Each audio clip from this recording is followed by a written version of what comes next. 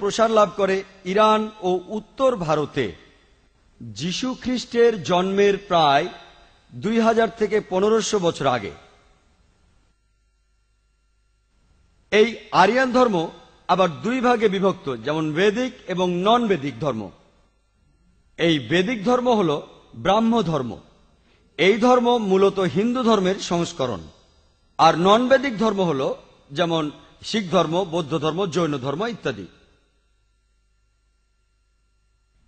আবার নন আরিয়ান ধর্মের মধ্যে আছে চীন দেশে উৎপত্তি হওয়া ধর্ম, যেমন টাইজম, কনফুসিয়াসিজম ইত্যাদি।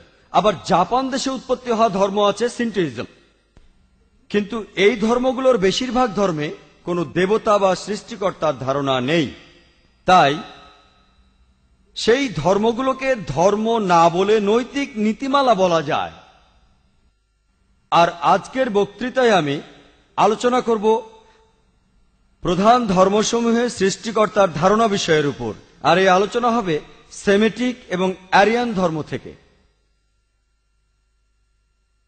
সৃষ্টিকর্তা সম্পর্কে ধারণা পাওয়ার সবচেয়ে সঠিক উপায় হল ধর্মগ্রন্থের বিশ্লেষণ করা এবং সেই ধর্মগ্রন্থে সৃষ্টিকর্তা সম্পর্কে যা বলা হয়েছে তা বোঝা। কোনো অনুসরণকারীর কার্যকলাপ দেখে সৃষ্টিকর্তা সম্পর্কে সঠিক ধারণা পাওয়া যায় না, কারণ অধিকাংশ অনুসারীরা তাদের ধর্মগ্রন্থের সৃষ্টিকর্তার ব্যাপারে তেমন কিছুই জানে না। আজ আমরা আলোচনা করব প্রধান ধর্মসমূহে সৃষ্টিকর্তার ধারণা সম্পর্কে ওই সমস্ত অনুসারীদের ধর্মগ্রন্থ থেকে। প্রথমে আলোচনা করব আরিয়ান ধর্ম নিয়ে। আরিয়ান ধর্মের মধ্যে সবচেয়ে জনপ্রিয় ধর্ম হল হিন্দু ধর্ম। আপনি যদি কোনো সাধারণ হিন্দুকে জিজ্ঞেস করেন যে আপনি কজন স্রষ্টায় বিশ্বাস করেন, সে হয়তো বলবে 3 জন, কেউ বলবে 33 জন, কেউ বলবে 1000 জন, অন্যরা হয়তো বলবে 33 কোটি বা 330 মিলিয়ন। আপনি যদি কোনো শিক্ষিত হিন্দুকে জিজ্ঞেস করেন বলুন তো আপনার স্রষ্টা কজন, তাহলে সে বলবে একজন হিন্দুর উচিত একজন স্রষ্টাকেই বিশ্বাস করা।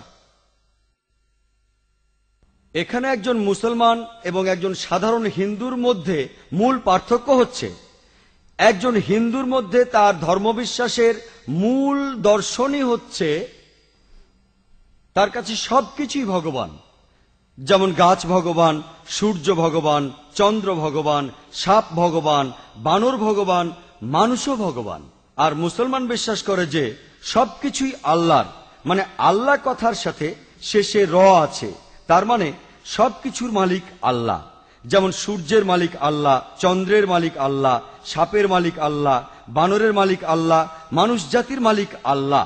তাই সাধারণ হিন্দু এবং মুসলমানের মধ্যে পার্থক্য হল একটি অক্ষর র। একজন মুসলমান বলে এই সব কিছু স্রষ্টার, আর হিন্দু বলে এগুলোই স্রষ্টা। আমরা যদি এই র অক্ষরটার সমাধান করতে পারি তাহলে কিন্তু আমরা এই হিন্দু মুসলমানরা একত্রিত হতে পারি। কি করে তা সম্ভব? পবিত্র কোরআন বলছে, তোমাদের এবং আমাদের অভিন্ন বিষয়সমূহ দেখো। প্রথম কথা হলো আল্লাহ ছাড়া আমরা কারো ইবাদত করি না, আমরা তার সাথে কাউকে শরিক করি না। আমরা এখন হিন্দু ধর্ম পর্যালোচনা করে হিন্দু ধর্মে সৃষ্টিকর্তার ধারণা সম্পর্কে আলোচনা করি। হিন্দু লোকদের ধর্মগ্রন্থের মধ্যে সবচেয়ে জনপ্রিয় গ্রন্থ হল ভগবত গীতা। আমার হাতের এটি ভগবত গীতা। আমাদের IRF এ কম করে হলেও 30টিরও বেশি ভাষায় অনুবাদ করা আছে এই ভগবত গীতা। ভগবত গীতার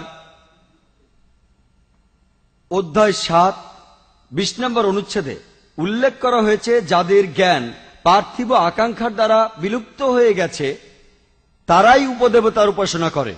তারা হলো বস্তুবাদী লোক, তারা উপদেবতার উপাসনা করে, তারা সত্যিকার স্রষ্টার ইবাদত করে না। হিন্দুদের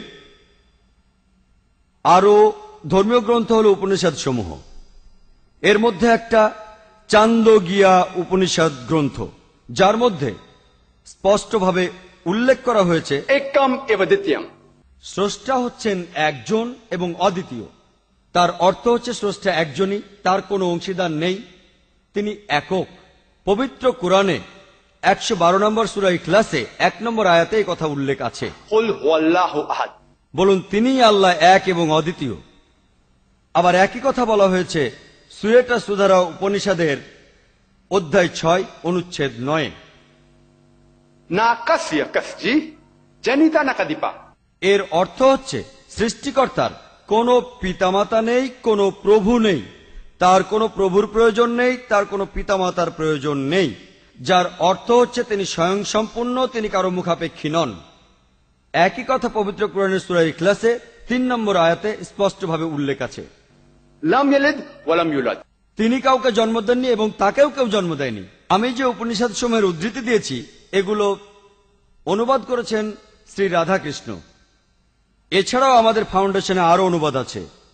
আপনি যদি শ্বেতাশ্বতর উপনিষদ পড়েন তাহলে দেখবেন সেখানেও বলা হয়েছে ना तस्य प्रतिमा अस्ति। স্রষ্টার কোনো আকার নেই, কোনো প্রতিমা নেই। পবিত্র কোরআনে সূরা ইখলাসের 4 নম্বর আয়াতে একই কথা বলা হয়েছে, वलम यकुल लहु कुफुवन अहद। তার সমতুল্য কিছুই নাই।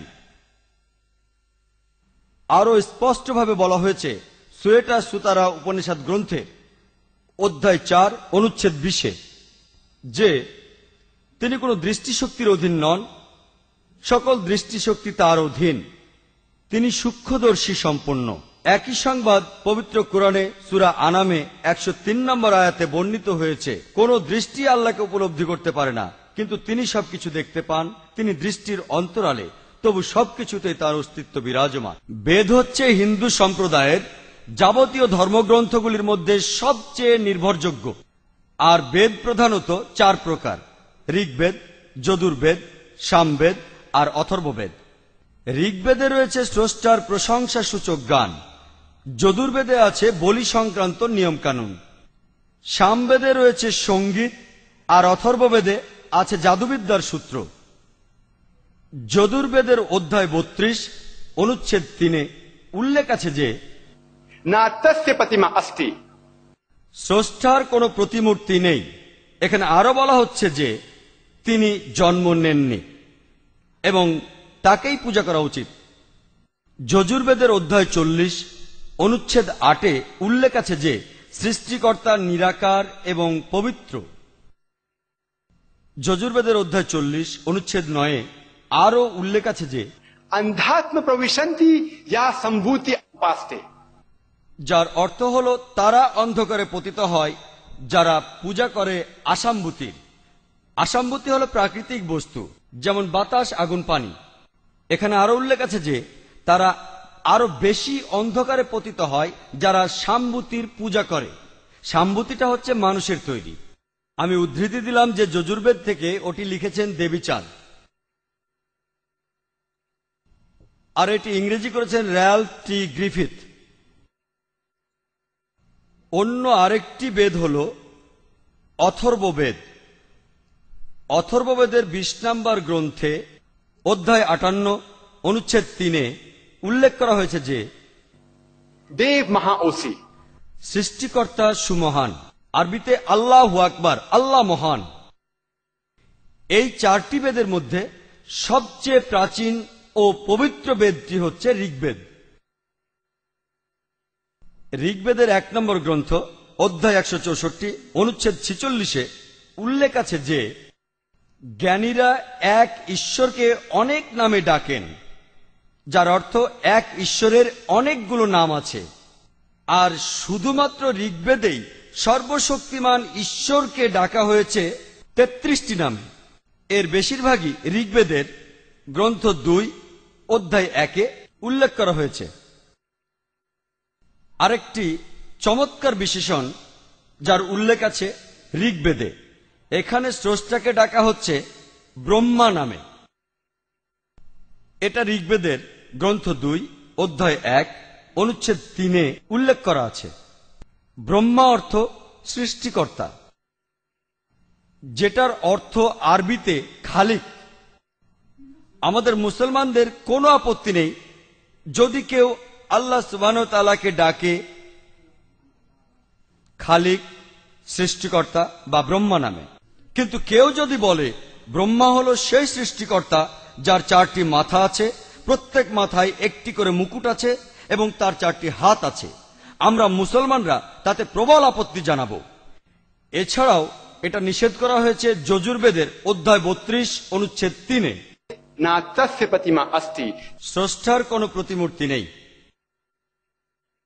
আরো একটি ব্যাপার হলো, স্রষ্টাকে ঋগ্বেদের গ্রন্থ 2 অধ্যায় 1 অনুচ্ছেদ 3-এ আরেকটি চমৎকার নামে ডাকা হয়েছে, সেটি হলো বিষ্ণু। বিষ্ণু অর্থ রক্ষাকারী। এই বিষ্ণু শব্দকে আরবি করলে এর মানে হবে রব। আমাদের মুসলমানদের কোনো আপত্তি নেই যদি কেউ আল্লাহ সুবহানাহু ওয়া তাআলাকে রব, পালনকর্তা, বিষ্ণু বা রক্ষাকারী বলে ডাকে। কিন্তু কেউ যদি বলে যে বিষ্ণু হলো সেই সৃষ্টিকর্তা যার 4টি হাত আছে আর তার ডান হাতে একটি সুদর্শন চক্র আছে এবং তার বাম হাতে ধরা আছে একটি শাখ, আর তিনি পাখির পিঠে চড়েন অথবা সাপের উপর চড়ে বসেন, আমরা মুসলমানরা তাতে প্রবল আপত্তি জানাবো। বরং যজুর্বেদের অধ্যায় 40 অনুচ্ছেদ 8-এ উল্লেখ করা হয়েছে যে ঈশ্বর হলেন নিরাকার। এমনকি উপনিষদের শ্বেতাশ্বতর উপনিষদে অধ্যায় 4 অনুচ্ছেদ 19-এ বলা হয়েছে न तस्य प्रतिमा अस्ति। স্রষ্টার কোনো প্রতিকৃতি নেই। ঋগ্বেদের গ্রন্থ 8 অধ্যায় 1 অনুচ্ছেদ 1-এ উল্লেখ আছে যে मां चिदन्वदी शंसता। যার অর্থ স্রষ্টার সাথে এক করে আর কারো উপাসনা করো না, তাঁরই উপাসনা করো। ঋগ্বেদের গ্রন্থ 5 অধ্যায় 81 অনুচ্ছেদ 1-এ উল্লেখ করা হয়েছে, বলা হয়েছে মহান সৃষ্টিকর্তার মহিমা অপরিসীম। একই কথা সূরা ফাতিহায় পারা 1 আয়াত 2, আলহামদুলিল্লাহি রাব্বিল আলামিন, সমস্ত প্রশংসা আল্লাহ সুবহানাহু ওয়া তাআলার, জগৎ সমূহের মালিক। ঋগ্বেদের মধ্যে গ্রন্থ 3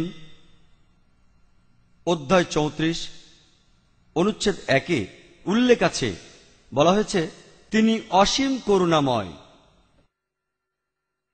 আরো উল্লেখ আছে যজুর্বেদে অধ্যায় 40 অনুচ্ছেদ 16-তে, বলা হয়েছে আমাদের সুপথে চালিত করুন এবং পাপ হতে আমাদের বিরত রাখুন যেন আমরা ধ্বংস না হই। একই কথা বলছে পবিত্র কোরআন সূরা ফাতিহা পারা 1 আয়াত 6 এবং 7-এ। اهدنا الصراط المستقيم صراط الذين أنعمت عليهم غير المغضوب عليهم ولا الضالين। আমাদের সরল পথ দেখান, তাহাদের পথ যাহাদের আপনি অনুগ্রহ করিয়াছেন, তাহাদের পথ নহে যাহারা ক্রোধ নিপতিত ও পথভ্রষ্ট। ঋগ্বেদের গ্রন্থ 6 অধ্যায় 45 অনুচ্ছেদ 16-তে উল্লেখ আছে যে या एक इतमुश्तिही। তাঁর উপাসনা করো যিনি এক এবং অদ্বিতীয়। যে ঋগ্বেদের উদ্ধৃতি দিলাম সেটি লিখেছেন সত্যপ্রকাশ নারায়ণ এবং সত্যকাম বিদ্যালঙ্কার, আর এগুলোর ইংরেজি করেছেন র্যালফ টি গ্রিফিথ, ভলিউম 1 ভলিউম 2। আমাদের কাছে আরো অনেক ধর্মগ্রন্থের অনুবাদ আছে বিভিন্ন ভাষায়।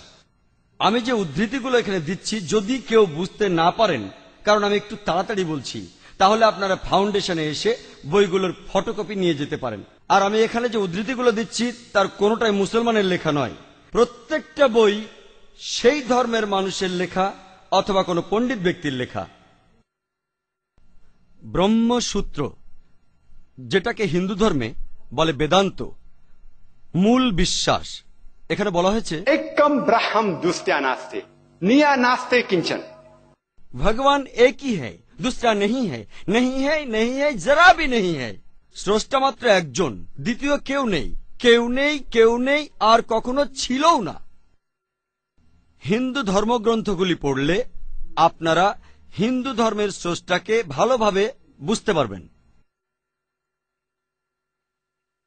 এখন দেখি শিখ ধর্ম ঈশ্বরকে কিভাবে দেখে।